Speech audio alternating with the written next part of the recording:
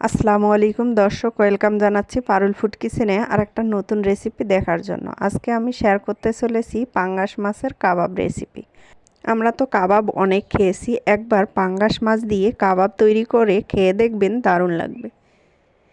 এ ধরনের কাবাব খেতে মজাদার হয়, চায়ের আড্ডায় কিংবা পোলাও বিরিয়ানির সাথে খেতে মজাদার লাগে। আপনারা ট্রাই করতে পারেন। চলেন আমি এই কাবাব রেসিপি কিভাবে তৈরি করেছি তার প্রস্তুত প্রণালী দেখে আসি। আমি এখানে প্রথমে ফ্রাই প্যান বসিয়ে ফ্রাই প্যানে অল্প পরিমাণ পানি এবং হলুদ লবণ অল্প পরিমাণ অ্যাড করে দিয়েছি। তারপরে এখানে আমি আগে থেকে পাঙ্গাস মাছ সুন্দরভাবে পরিষ্কার করে নিয়েছি কয়েক পিস, সেটা এখানে অ্যাড করে দিলাম। আমি আমার মতো করে এখানে পাঙ্গাস মাছের পিস নিয়েছি। আপনারা আপনাদের মন মতো বা যতটুকু লাগে সেরকম নেবেন। আমি এখানে কয়েক পিস আলু অ্যাড করে দিয়েছি। এখন এগুলোকে ঢাকনা দিয়ে আমি 3-4 মিনিটের মতো কুক করে নিব, তাহলে মাছ এবং আলু সিদ্ধ হয়ে যাবে। মাছ এবং আলু কিন্তু আমার 3 মিনিট আমি শুধু কুক করেছি, দেখেন সিদ্ধ হয়ে গেছে। এখন আমি উঠিয়ে নিচ্ছি, এগুলোকে ঠান্ডা করে নিব। ঠান্ডা করে নেওয়ার পর আমি মাছের কাঁটাগুলো বেছে নিব। যেহেতু পাঙ্গাস মাছ সেহেতু কিন্তু কাঁটা নাই বললেই চলে। তো আমি কিন্তু আলুটা ম্যাশ করে নিয়েছি এবং পাঙ্গাস মাছের পিসগুলো থেকে সুন্দরভাবে কাটা বেছে নিয়েছি। এখন আমি একে একে এখানে মশলা অ্যাড করে দিব। আমি এখানে লেবুর 1 ফালির রস এখানে অ্যাড করে দিলাম। তারপরে এখানে হাফ চামচ আদা বাটা, হাফ চামচ রসুন বাটা অ্যাড করে দিলাম। তারপরে এখানে অ্যাড করে দিচ্ছি পেঁয়াজ কুচানো। আমি এখানে বেশ খানিকটা পেঁয়াজ কুচানো অ্যাড করে দিলাম, আপনারা আপনাদের ইচ্ছা মতো অ্যাড করে নেবেন। তারপরে এখানে কাঁচা মরিচ কুচানো অ্যাড করে দিলাম। তারপরে ধনেপাতা বেশ খানিকটা অ্যাড করে দিলাম।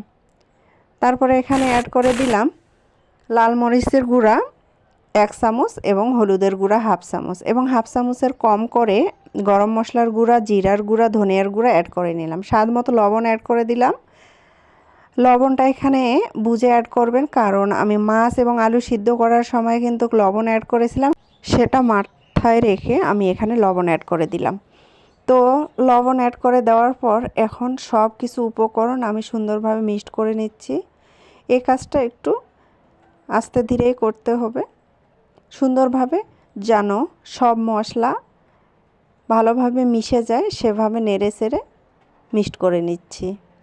এভাবে সবগুলো মেখে শেখে নিয়ে আমি একে একে এখানে কাবাব তৈরি করে নিব।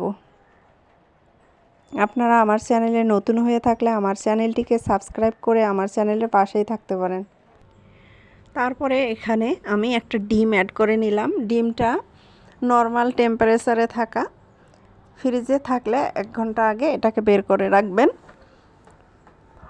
এখন আমি ডিমটা ভালোভাবে কাবাবের মিশ্রণের সাথে মেখে চেকে নিচ্ছি।